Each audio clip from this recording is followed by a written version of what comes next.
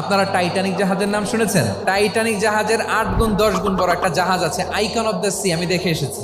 Royal Caribbean দেখে এসেছি। সাগরের সামনে জেটিতে যখন দাঁড়ালাম, জাহাজটা যখন যায়, আমার মনে হচ্ছে একটা শহর, পুরো একটা শহর মনে হয় পানির উপর দিয়ে ভেসে যাচ্ছে। পড়েন সুবহানাল্লাহ। এই যে আইকন অফ দ্য সি, এই জাহাজটা, এটার ভেতরে স্টেডিয়াম আছে, সুইমিং পুল আছে, রেস্টুরেন্ট আছে, 3000 4000 রুম বিশিষ্ট, কক্ষ বিশিষ্ট হোটেল আছে।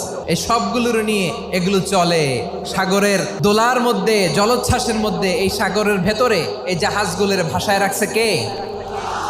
এই যে বাংলাদেশে যে গাড়িগুলো চালান, বেশিরভাগ গাড়ি আসে কিন্তু জাপান থেকে। হাজার হাজার গাড়ি একটা জাহাজ বহন করতে পারে। সূরাত বানী ইসরাঈলের এই চমৎকার আয়াতের ভেতরে আল্লাহ তাআলা বেসিকলি মানব জাতির প্রতি তার 4টি স্পেশাল অনুগ্রহের কথা বলেছেন। 2 নম্বর অংশে আল্লাহ তাআলা বললেন, ওয়া হামালনাহুম ফিল বাররি ওয়াল বাহর, স্থলে এবং সমুদ্রে আমি তাদের জন্য চলাচলের বাহন দিয়েছি। সুবহানাল্লাহ।